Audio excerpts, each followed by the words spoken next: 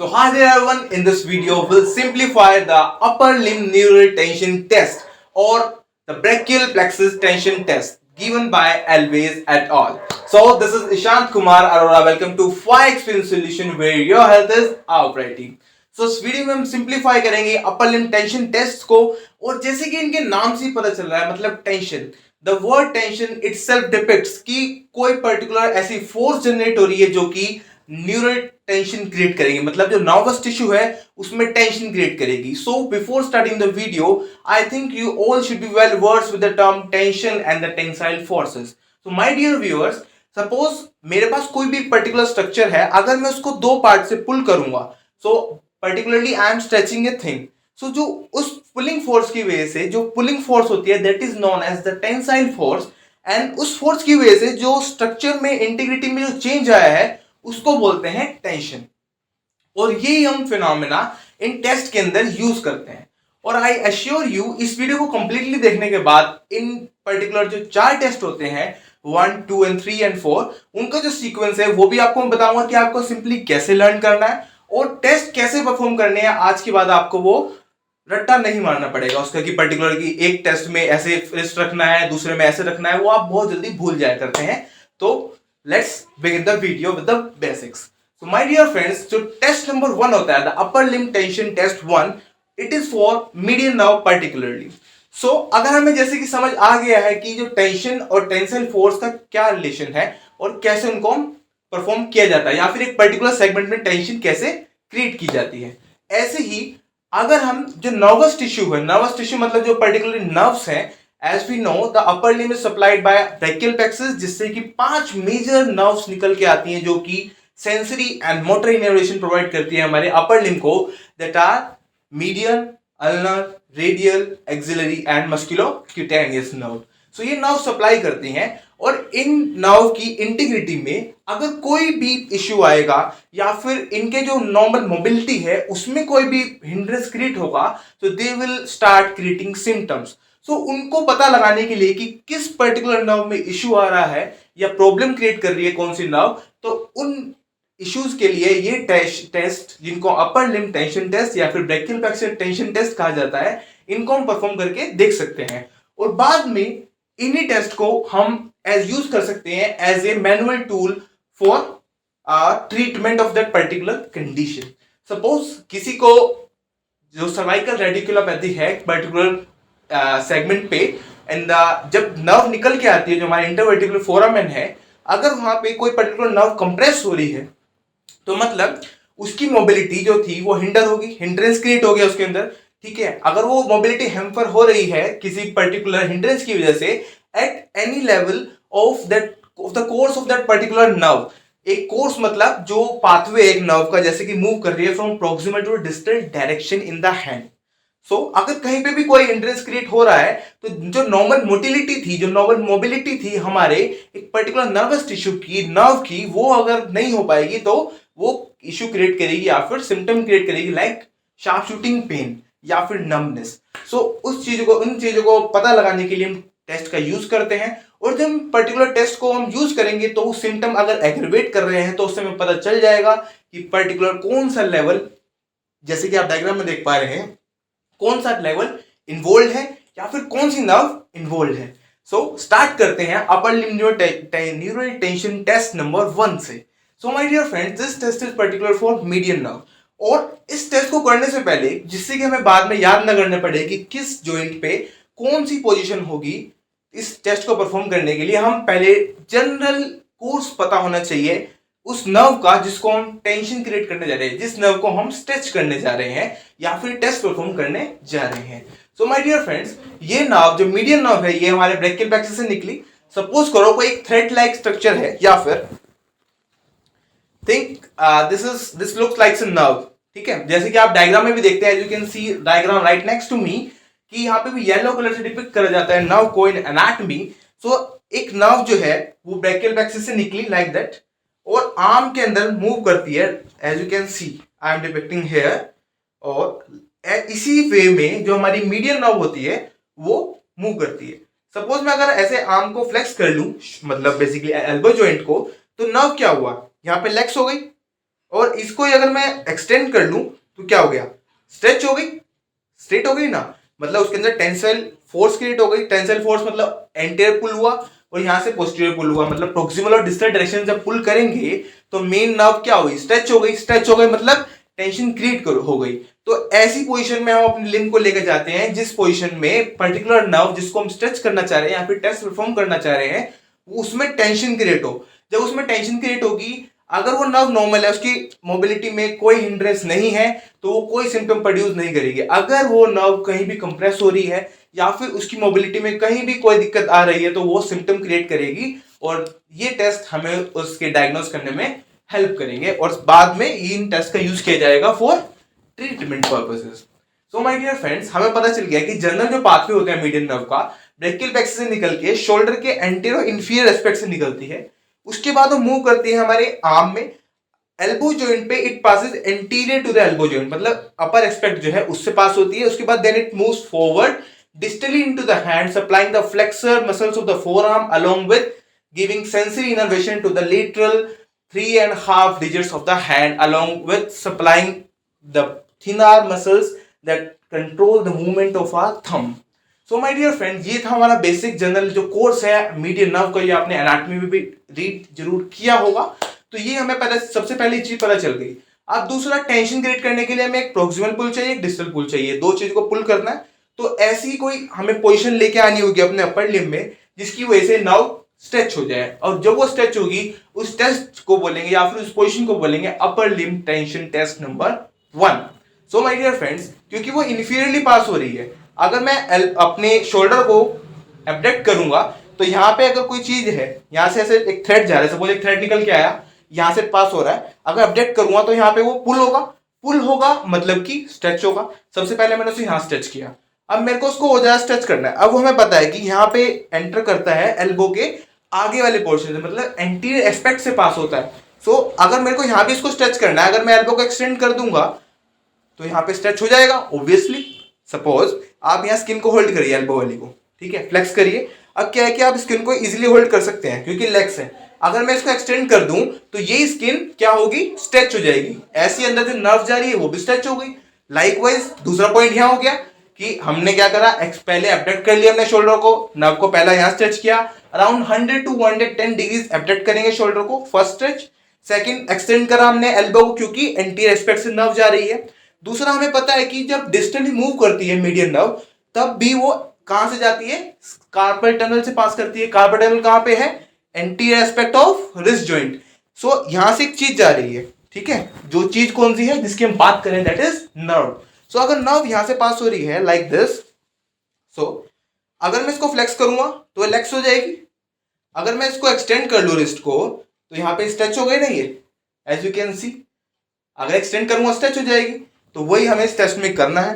सबसे पहले तो हमने इसको यहां एब्डक्ट करके स्ट्रेच किया, फिर एल्बो को एक्सटेंड करके स्ट्रेच किया, और क्योंकि हमें पता है कि रिस्ट के भी एंटीरियर जा रही है, एक थ्रेड मान के चलो, एक थ्रेड यहां से निकला ऐसे ऐसे जा रहा है। अगर मेरे को इसको यहां भी स्ट्रेच करना तो मैं क्या करूंगा, अपने जो जॉइंट है रिस्ट जॉइंट उसको भी एक्सटेंड कर दूंगा, विद फिंगर्स को भी एक्सटेंशन में ले जाएंगे। तो इस पोजीशन में अगर हम रखेंगे तो क्या होगा, हमारी जो पूरी मीडियन नर्व है वो स्ट्रेच पोजीशन में होगी, टेंशन क्रिएट होगी इसके अंदर due to the tensile forces that is created by this position. और अगर तब भी सिम्टम्स नहीं क्रिएट हो रहे हैं तो उसको सेंसिटाइज करने के लिए, मतलब सिम्टम्स को एग्रीवेट करने के लिए, अगर मैं नेक को अपोजिट साइड फ्लेक्स कर दूंगा इन दिस पोजीशन, मतलब कि यहां से भी स्ट्रेच आया, brachial plexus tension, brachial plexus यहां से भी स्ट्रेच हो गया, और साथ में जो टेंशन यहां क्रिएट करी है मैंने डिफरेंट जॉइंट पे उसको स्ट्रेच पोजीशन पे लेके आया हूं, तो जो आपके सिम्टम्स है वो एग्रीवेट कर सकते हैं। अगर फिर भी कोई सिम्टम प्रोड्यूस नहीं होते हैं तो इसका मतलब नर्वस टिश्यू जो है वो इन्वॉल्व नहीं है, या फिर नर्व की जो मोबिलिटी है इट इज ऑल राइट। तो ये था आपका न्यूरल टेंशन टेस्ट नंबर 1, और इसमें सिंपल कॉन्सेप्ट है कि आपको बस जनरल जो पाथवे है मीडियन नर्व का वो पता होना चाहिए, that is passes anterior inferior to the shoulder joint, then move distally, passes anteriorly to the your elbow joint and anterior to the your wrist joint. So उस position में ले जाके अब जनरल आपको हल्का सा सेंस यूज करनी है कि कैसे एक पर्टिकुलर सेगमेंट को हम स्ट्रेच करेंगे जिस जगह से वो पास हो रही है। सो अब जो सेकंड टेस्ट आता है that is upper limb neural tension test 2। It is for particularly to nerves, the musculocutaneous and the axillary nerve. क्योंकि ये दो को सप्लाई करता है इसलिए हम का नंबर देंगे दो, मतलब दो नर्व्स की इंटीग्रिटी या फिर दो नर्व्स की मोबिलिटी को चेक करने के लिए इसका यूज किया जाता है। तो इसका नंबर जो है हम वो देंगे, इसका नंबर होगा ULTD2। सो इसके लिए क्या करेंगे, हमें पता है एक्सिलरी नर्व सप्लाई करती है डेल्टोइड को और ये यहाँ पे एंड हो जाती है, और मस्कुलर टेंशन सप्लाई करती है your brachialis, bicep brachii and coracobrachialis, basically the flexors of your elbow joint. तो इनको सप्लाई करती है। अब उसकी टेंशन चेक करनी है कि उसकी जो न्यूरल इंटीग्रिटी है वो मेंटेन है या नहीं। और सेकंड टेस्ट स्लाइटली, क्योंकि इसकी पोजीशन मीडियन नर्व वाली की तरह ही है, तो मीडियन नर्व को भी ये स्ट्रेच कोज करता है, और अगर मीडियन नर्व में कोई पैथोलॉजी है तो उसको भी इंडिकेट कर सकता है। इसके लिए क्या करेंगे, हमें पता है कि musculoskeletal nerve it is not passing more inferiorly as compare to the median nerve, it is passes more anteriorly. So anterior pass हो रही है तो ज्यादा एब्डक्ट करके कोई फायदा नहीं होगा, मतलब ज्यादा स्ट्रेच नहीं होने वाली है। तो इसके लिए हम क्या करेंगे, थोड़ा हम 10 to 15 डिग्री एब्डक्ट करेंगे शोल्डर को। हमें पता है कि ये पास करती है डिस्टली और anterior to your elbow joint. Elbow joint से एंटीरियरली जा रही है, मतलब कि एक्सटेंड करेंगे तो स्ट्रेच होगी या फ्लेक्स करेंगे स्ट्रेच होगी। ऑब्वियसली वो सेंस यूज करते हैं, अगर मैं इसको एक्सटेंड करूंगा तो ये टिश्यू जो है, एंटीरियर टिश्यू जो भी होगा वो स्ट्रेच हो जाएगा। तो ऐसे ही जो नर्व जा रही है एंटीरियरली वो भी स्ट्रेच हो जाएगी। तो like this in this position. उसके बाद रिस्ट को एक्सटेंड, और जो हमारा upper limb nerve tension test 1 था सेम उसी पोजीशन में ले आएंगे, बस इसमें एक ही जो कंपोनेंट है that is off shoulder joint, जिसमें सिर्फ 10 to 15 डिग्रीज का एब्डक्शन करना है, और उसमें हमने 110 का किया था क्योंकि वो इंफीरियरली पास हो रही। तो अगर इंफीरियर को हम एब्डक्ट करेंगे तो यहाँ पे ज्यादा टेंशन क्रिएट होगी। तो ये डिफरेंस था टेंशन टेस्ट 1 और टेंशन टेस्ट 2 में। और इसमें एक डिफरेंस हो रहा है कि अगर आपको टेस्ट को एक्सेगरेट करना है, सेंसिटाइज करना है, तो जो शोल्डर जॉइंट पे उसको आप थोड़ा सा अगर एक्सटर्नल रोटेट कर देंगे, क्योंकि नर्व जो है एंटीरियर एस्पेक्ट से पास हो रही है, तो अगर एक्सटर्नल रोटेट करेंगे तो उसमें और ज्यादा वो पुल होगी। पुल होगी मतलब टेंसाइल फोर्स क्रिएट होगी, टेंसाइल फोर्स क्रिएट होगी मतलब टेंशन होगा। अगर टेंशन ज्यादा क्रिएट होगी नर्व के अंदर तो उतना ज्यादा सेंसिटाइज होगी, उतना ज्यादा सिम्टम आने के चांसेस आपके एनहांस हो जाएंगे। और किसी भी टेस्ट को, जो भी हम न्यूरल टेंशन टेस्ट पढ़ रहे हैं, इनको एनहेंस करने के लिए, सेंसिटाइज करने के लिए, अगर आप जो अपर लिम्ब मतलब आपकी जो नेक है उसको अपोजिट साइड टिल्ट कर देते हैं या फिर साइड फ्लेक्शन कर देते हैं, साइड फ्लेक्शन की वजह से क्या होता है कि जो यहाँ पे ब्रैकियल प्लेक्सिस जो नर्व्स पास हो रही है नेक से towards your distal to the arm, तो यहाँ पे टेंशन क्रिएट हुई, यहाँ पे स्ट्रेच क्रिएट हुआ। Basically stretch is equal to tension. तो वो एक यहाँ पे, और दूसरा जो आपने पोजीशन अटेन करी है वाली, इसकी वजह से भी टेंशन क्रिएट हुई। सो ये हुआ दूसरा कंपोनेंट। अब इसके बाद जो थर्ड टेस्ट आता है, this is for the radial nerve. अब रेडियल नर्व जो है हमें पता है उसका कोर्स क्या है। रेडियल नर्व की खास बात है कि ये टर्न लेके जाती है, दो टर्न लेती है ये हमारे, एक तो आर्म में और एक फोर आर्म में। तो इसलिए इसका न्यूरल टेंशन टेस्ट भी उसी हिसाब से परफॉर्म किया जाता है। जिस डायरेक्शन में टर्न ले रही है, मतलब उसका कोर्स जो है जिस डायरेक्शन में टर्न लेगा उसका अपोजिट हम मूवमेंट करवाएंगे, वो स्ट्रेच हो जाएगी और न्यूरल टेंशन टेस्ट इजीली हो जाएगा। अब इसकी बात करते हैं। अब हमें पता है कि जो हमारी रेडियल नर्व है, as you can see the diagram right next to me, जब ये एक्सिला से अंडर पास होती है ब्रैकियल प्लेक्सस से निकलने के बाद, तो ये एंटीरियरली यहां से पास होती है और एक राउंड लेती है, यहाँ पे अंदर से एंट्री करेगी और लेटर साइड निकल के बाहर आएगी ऐसे। So it move like this and come out like this. उसके बाद ये जो आपका लेटरल एपिकोंडाइल है उसके एंटीरियर एस्पेक्ट से बाहर निकल के फिर पीछे चली जाती है। तो मतलब ये दो टर्न ले रही है, एक आर्म में ऐसे एंड एक फोर आर्म में, यहां से निकलने, यहां से जब निकल के आती है बाहर मिडवे, फिर लेटरल एपिकोंडाइल के एंटीरियर एस्पेक्ट से मूव करती हुई ये मूव करती है हमारे posterior aspect of the forearm. So उसने दो टर्न लिए। तो जब इसने ये वाला टर्न लिया यहां से निकलने के बाद ऐसे, अगर मैं शोल्डर को यहाँ मिडिल रोटेट कर दूं, जैसे कि आप डायग्राम में देख पा रहे हो, अगर मैं शोल्डर को मिडिल रोटेशन करूं शोल्डर जॉइंट पे, तो वो ज्यादा स्ट्रेच होगी। तो सबसे पहला कंपोनेंट क्या हुआ, शोल्डर को करो मिडिल रोटेट और स्लाइटली एब्डक्ट 10 डिग्रीज, क्योंकि एंटीरियरली पास हो रही है मोर और लेस, तो इसलिए अगर हम थोड़ा बहुत एब्डक्शन रखेंगे, या कुछ लिटरेचर ये कहता है कि ज्यादा भी रख सकते हैं, अराउंड 50 डिग्रीज, तब भी कोई इशू नहीं है, उतना ज्यादा स्ट्रेस क्रिएट हो जाएगा। ठीक है, तो अब उतना एब्डक्शन करने के बाद एज गिवन डिफरेंट लिटरेचर, आप इसको थोड़ा मिडिल रोटेट कीजिए। जब मिडिल रोटेट करेंगे शोल्डर को, तो डायग्राम में देख के समझ सकते हैं नॉर्मल कि ये स्ट्रेच होगी। सबसे पहला स्ट्रेच इस जॉइंट पे आया, उसके बाद ये नर्व अब डिस्टली मूव कर रही है ऐसे रोटेट करके, यहां से निकली और अब ये पास हो रही है आपका जो एल्बो जॉइंट है उसके एंटीरियर एस्पेक्ट से। और फिर से सेंस लगानी है, अगर मेरे को इन स्ट्रक्चर को, जो एंटीरियरली स्ट्रक्चर है, इनको स्ट्रेच करना है, तो एल्बो जॉइंट को किस पोजीशन रखना पड़ेगा, एक्सटेंशन में या फ्लेक्शन में। ऑब्वियसली अगर मेरे को एंटीरियर एस्पेक्ट को स्ट्रेच करना है तो मेरे को रखना पड़ेगा एक्सटेंशन में। और ये नर्व एंटीरियरली पास हो रही है हमारे लेटरल एपिकोंडाइल के, तो मैं एल्बो को रखूंगा स्ट्रेच पोजीशन में। उसके बाद ये मूव करती है हमारे डोर्सल फोर आर्म में जाने के बाद, क्योंकि एक टर्न इसने यहाँ भी ऐसे लिया, जब यहाँ से ऐसे आई है उसके बाद फिर घूम गई पीछे की तरफ, तो इसलिए इसको फर्दर स्ट्रेच करने के लिए हम अपने फोर आर्म को ले जाएंगे प्रोनेशन में, मतलब दिस इज प्रोनेशन। ऊपर मिडल रोटेशन, क्योंकि यहाँ एक टर्न लिया, फिर ये जाती है हमारे लेटरल एपिकोंडाइल के एंटीरियर से, फिर पीछे मूव कर जाती है जैसे कि आप डायग्राम में देख रहे हो, इसलिए एक प्रोनेशन करवाया हमने फोर आर्म पे।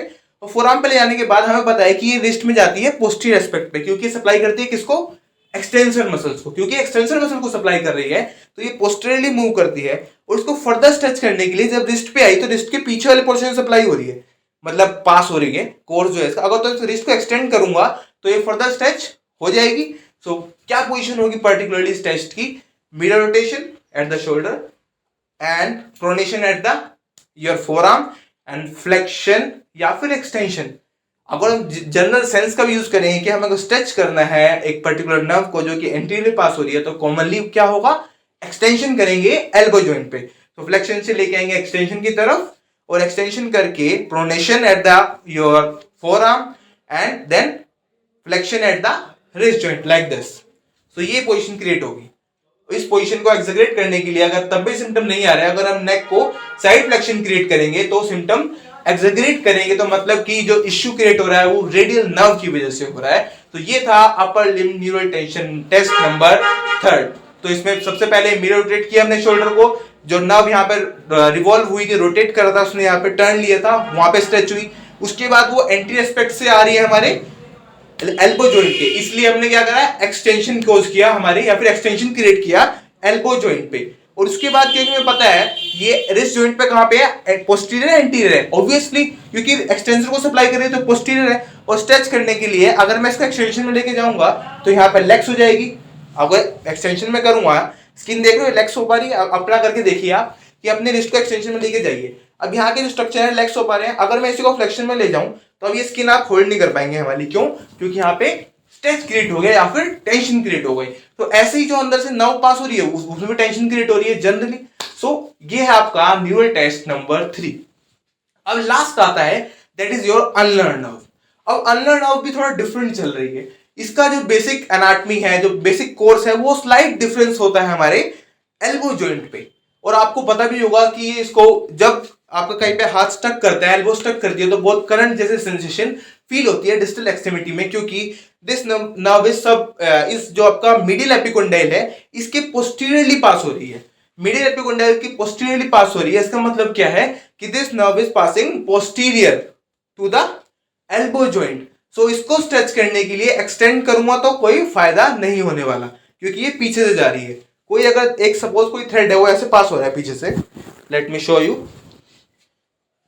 ये नर्व जो है अब ये जा रही है ऐसे, मतलब बाकी सारी नर्व एंटी एस्पेक्ट से जा रही थी, अगर मैं फ्लेक्शन करता तो वो लेक्स हो जाती ऐसे, जैसे कि आप देख रहे हो। अगर मैं एक्सटेंड कर रहा हूं एल्बो को तो वो स्ट्रेच हो गई। अब ये नर्व जा रही है, medial nerve is passing posterior to your medial epicondyle, मतलब कि posterior to your elbow joint. तो अगर मैं एल्बो जॉइंट को फ्लेक्स करता हूं तो ये नर्व होगा यहाँ पे, like you can see as I am depicting, यहाँ पे नर्व हो गई स्ट्रेच। और अगर इसको मैं कर दूं एक्सटेंड तो यहाँ पे हो गई, ये क्या बढ़ गई, लेक्स हो गई, मतलब ढीली हो गई यहाँ पे, तो कोई फायदा नहीं हुआ टेस्ट का। तो इसलिए इस वाले टेस्ट में जो एल्बो की पोजीशन होगी वो होगी हमारी फ्लेक्शन में, क्योंकि नर्व पोस्टीरियरली पास हो रही है। So this is the only change. And दूसरा चेंज इसमें ये आता है कि ये भी इंफीरियरली पास हो रही है, जैसे कि हमारी मीडियल नर्व जा रही थी, ये यहाँ से ट्रेवल करती है और इंफीरियरली पास होते होते ये मीडियल एपिकोंडाइल के पीछे से जाके फिर आगे आती है। आगे आने के बाद ये सप्लाई करती है हमारे फोरआर्म फ्लेक्सर्स को and the lateral medial to fingers and your hypothenar and the intrinsic muscle of the hand, इनको सप्लाई करती है। तो इसलिए हमें पता है कि ये नर्व जो है वो सप्लाई कर रही है हमारे फ्लेक्सर सरफेस को, मतलब एंटीरियर आर्म सरफेस को। तो रिस्ट पे कहां से पास होती है, एंटीरियर एस्पेक्ट से, और एल्बो पे कहां से पास हो रही है, पीछे से। जब ये पोस्टीरियरली एस्पेक्ट पे पास हो रही है तो हमारे एल्बो पे क्या होगा, फ्लेक्शन। रिस्ट पे क्योंकि एंटीरियरली पास हो रही है तो यहाँ पे स्ट्रेच करने के क्या करूंगा, मैं इसको रिस्ट को ले जाऊंगा एक्सटेंशन में, तभी तो यहाँ पे स्ट्रेच होगी। तो जनरली जो इन टेस्ट है इनको याद करने की आपको जरूरत नहीं है, अगर आपको जनरल कोर्स पता है पर्टिकुलर नर्व का कि कौन से जॉइंट से वो कैसे पास हो रही है। तो 100 डिग्री ऑफ एबडक्शन, यहाँ पे स्ट्रेच आया क्योंकि नीचे से पास हो रही है एल्बो इसके हमारे शोल्डर जॉइंट के, और क्योंकि पोस्टीरियर एस्पेक्ट से पास हो रही है किसके, एल्बो जॉइंट के, तो इसलिए फ्लेक्शन, और क्योंकि एंटीरियर एस्पेक्ट से पास हो रही है हमारे हमारे कौन से जॉइंट से, योर रिस्ट जॉइंट, इसलिए एक्सटेंशन। तो ये पोजीशन क्रिएट होगी। और इस जैसे कि आप देखते हैं कि कोई वेटर लेके आता है जैसे सामान, तो ये वेटर पोजीशन भी इसको बोला जा सकता है। और इस पोजीशन में जो आपका अल्नर नर्व है वो स्ट्रेच पोजीशन में है, टेंशन पोजीशन में है, और इसको एक्सग्रेट करने के लिए अगर आप लेटरल फ्लेक्शन कर लेंगे अपोजिट साइड तो और ज्यादा सिम्टम एक्सग्रेट हो सकते हैं या फिर सेंसिटाइज हो सकते हैं। और सिम्टम क्या क्या आ सकते हैं, शार्प शूटिंग पेन, या फिर टिंगलिंग, या फिर नंबनेस, जो भी पेशेंट को सिम्टम आ रहे हैं नेक की वजह से वो सिम्टम एक्सग्रेट कर सकते हैं अगर ये भी कोई पर्टिकुलर टेंशन टेस्ट हम परफॉर्म कर रहे हैं।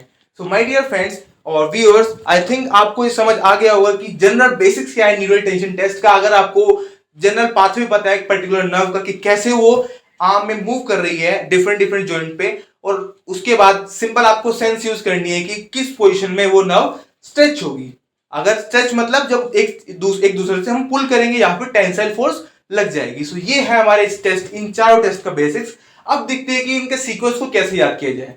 तो एज यू कैन सी जो हमारा नंबर 4 होता है, 4 की शेप जैसे कि आप डायग्राम में देख रहे हो कुछ इस टाइप से होती है, लाइक दिस। यहाँ पर यू बना होता है ऊपर ऐसे, ठीक है। और यू जो है 4 वाले नंबर में, और जो हमारा अल्नर नर्व है, अल्नर में भी यू से स्टार्ट होता है ulnar. So 4 is for you, ulnar. तो मतलब upper limb tension test number 4 is for ulnar nerve, पहली चीज। दूसरा, हमें पता है कि वो टेंशन टेस्ट नंबर 2 है वो 2 नर्व्स के लिए है। वैसे तो कुछ बुक्स में 3 भी लिखा है, लेकिन पर्टिकुलर 2 के लिए है। कौन कौन सी, मस्कुलोक्यूटेनियस एंड योर एक्सिलरी। इसलिए टेंशन टेस्ट नंबर कौन सा हुआ उसका 2। एंड क्योंकि हमको पता है कि जो मोस्ट कॉमनेस्ट नर्व इन्वॉल्व होती है डिफरेंट डिफरेंट पैथोलॉजी में, like you might have read in your clinical anatomy, जैसे कि सीटीएस कोज करती है या फिर रेडिकुलोपैथी, तो वो आपकी मीडियन नर्व है। तो मीडियन नर्व इतनी ज्यादा दिक्कत क्रिएट कर रही है, इसलिए उसको सबसे नंबर 1 देंगे। तो हमारा टेंशन टेस्ट नंबर 1 कौन ले गया, मीडियन नर्व। 4 वाली की शेप ऐसे है यू जैसी, इसलिए उसको कौन ले गया, अल्नर नर्व। और उसके बाद सेकंड नंबर वाला टेस्ट जो है टेस्ट नंबर 2, क्योंकि वो 2 नर्व के लिए है इसलिए उसको हमने क्या दिया 2। और बची कौन सी उसके बाद, रेडियल नर्व। तो radial nerve goes for test number 3। तो आई होप इन टेस्ट का जो आपको जनरल बेसिक्स है वो समझ आ गया होगा, और आगे से आपको उनको बिल्कुल कोई याद करने की जरूरत नहीं पड़ेगी कि किस जॉइंट पे क्या मूवमेंट करना है। सिंपली आपको just you have to revise कि जो कोर्स है एक पर्टिकुलर नर्व का वो कैसे पास हो रहा है, और उसके बाद किसी भी टेस्ट को आप परफॉर्म करके देख सकते हैं। और ऐसी एक वीडियो हम बनाएंगे लोअर लिम्ब के जो SLR 5 टाइप्स होते हैं उनको कैसे याद किया जाए, और उनमें हम सिंपल इसी कॉन्सेप्ट को फॉलो करते हुए कि कौन से नर्व की क्या पाथवे है, क्या एनाटॉमी है, क्या जनरल कोर्स वो डिफरेंट जॉइंट सेगमेंट पे ले रही है, जिसकी वजह से अगर हमें उस नर्व का कोर्स पता चल गया कि मतलब पाथवे पता चल गया कि कैसे मूव कर रही है, तो उसके अपोजिट हमें मूवमेंट करानी है, उसके अपोजिट मूवमेंट करवाएंगे तो वो स्ट्रेच होगी। अब वो स्ट्रेच होके कोई पर्टिकुलर नर्व में कोई हिंड्रेंस है, सिम्टम क्रिएट करेगी तो टेस्ट पॉजिटिव होगा। सो आई होप आपको वीडियो अच्छी लगी होगी and you can share this video with your friends. Thanks for watching, stay tuned and stay connected.